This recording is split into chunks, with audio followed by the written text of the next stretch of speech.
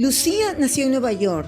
Su mamá le hablaba en español con acento mexicano y su papá le cantaba joropos venezolanos. En la escuela, sus amigos le decían que hablara solo en inglés. En la televisión, nadie se parecía a ella. Un día, en una tarea le preguntaron, ¿de dónde eres? Y ella se quedó en silencio, porque en realidad no sabía qué decir, si era de acá o era de allá, o de los dos mundos.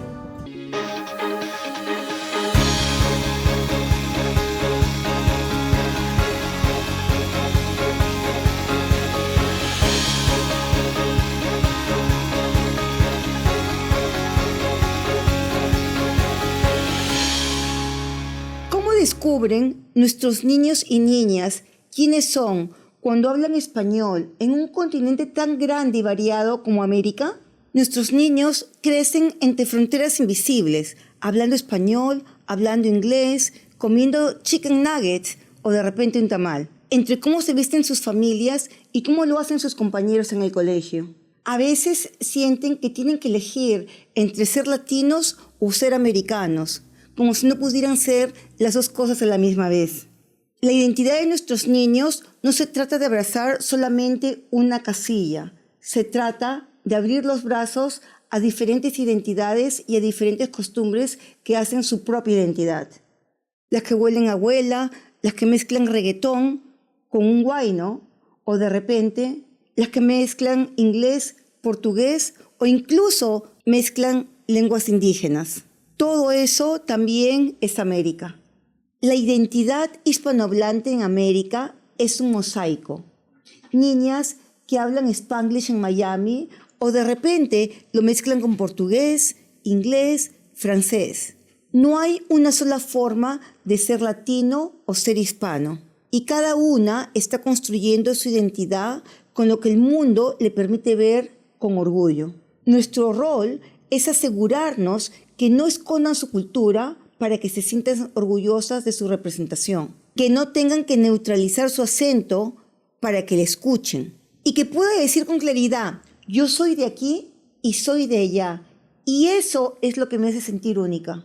Así que la próxima vez que escuches a un niño o una niña hablar sobre el Día de los Muertos o hablar de su abuela en Guatemala o simplemente comer unas pupusas, no lo veas como algo exótico. Míralo como lo que es, una semilla de identidad que está echando raíces profundas. Y piensa que si se la cuida, crecerá como una plantita orgullosa de su historia y de un idioma que siempre la acompaña. Bienvenidos al podcast de Luisa Fuentes, un espacio donde la educación es un acto de conciencia, la identidad raíces profundas y la cultura un puente entre dos mundos vivos, todo desde la mirada inspiradora de la primera infancia bilingüe y bicultural. Esa fuerza invisible que moldea el presente y da forma al futuro del mundo. ¿Cómo se forma esa voz interna que dice, esta soy yo? Para los niños hispanohablantes en Estados Unidos,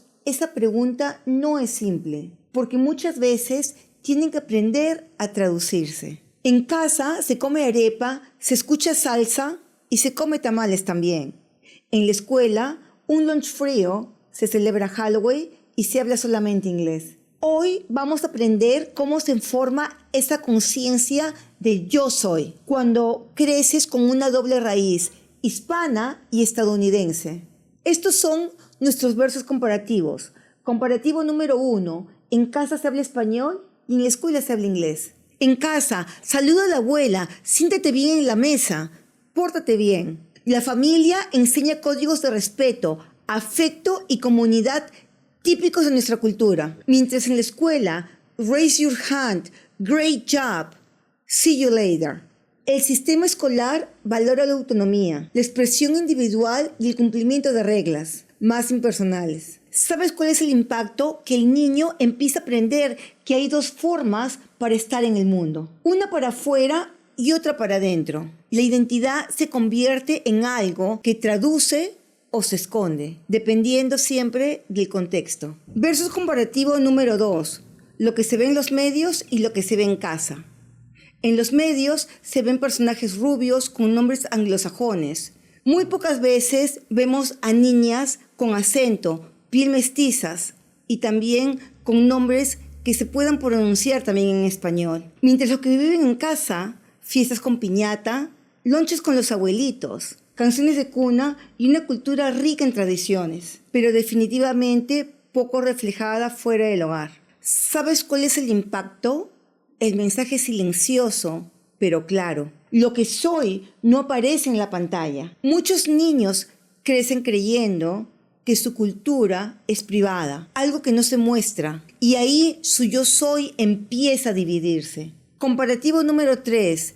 Valores hispanos versus los valores americanos. En la cultura hispana se enseña el respeto a los mayores, la obediencia, la importancia de la familia extendida. En nosotros vale más que yo. Mientras que en la cultura americana se les enseña a ser a los niños muy independientes desde pequeños. Speak up, what do you want, be yourself. ¿Sabes cuál es el impacto? Que el niño o niña puede sentirse confundido. En casa debe cuidar lo que dice, afuera debe defender su opinión. El yo soy se construye como un equilibrio constante entre honrar a tu familia y afirmarse como individuo. Comparativo número 4, apariencias. Una niña de cabello oscuro rizado y alguien que le pregunta, "Why your lunch is looking so weird? Can you say that again in English?" Aunque haya nacido en Estados Unidos, muchas veces se cuestionan y les preguntan, "Where are you really from?"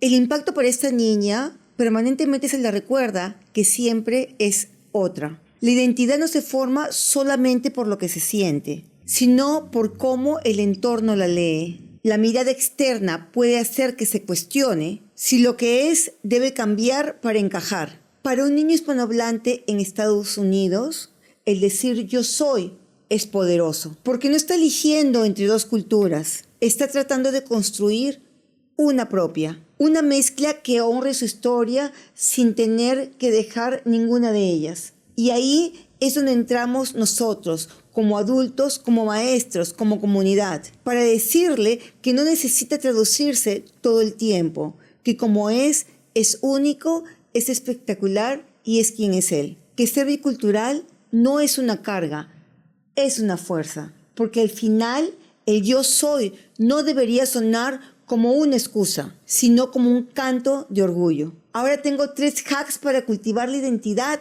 de tus alumnos en el aula. Hack número 1. Nombres que se pronuncien con orgullo. Aprende y respeta a pronunciar el nombre de tus estudiantes. No lo cambies a una versión más fácil o más gringa. Mejor di, ¿me enseñas cómo te gusta que diga tu nombre? Eso valida su historia. Le dices, tu nombre tiene valor aquí. Hack número 2. Incluye voces hispanas en tu currículum. Usa ejemplos de personajes, de científicos, de políticos latinos representativos en tu currículum. No limites a la representación de tacos, piñatas y el 5 de mayo dentro de tu aula.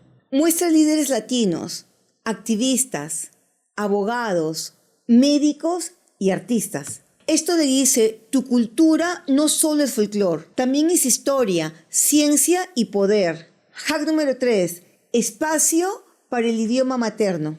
Permite momentos donde el español tenga un lugar seguro dentro del aula. No corrijas ni minimices si el niño cruza los idiomas. Puedes decir, tu español se escucha lindo y es lo que te hace muy especial. Eso fortalece su identidad bilingüe en vez de fracturarla. Escúchame, los niños hispanohablantes en Estados Unidos no vienen con una identidad completa. La están construyendo cada día en tu aula. Y lo que tú haces o dejas de hacer puede hacer la diferencia entre alguien que se avergüenza por su cultura y alguien que camina por el mundo diciendo, yo soy hispano, yo soy valioso y pertenezco aquí. Y para quienes están empezando este camino, ¿por dónde se empieza? Fácil, dejando de fingir que el español es un problema. Lo que sí es un problema es que muchos niños hispanohablantes en Estados Unidos tengan que esconder su cultura para encajar. Y si eso te incomoda,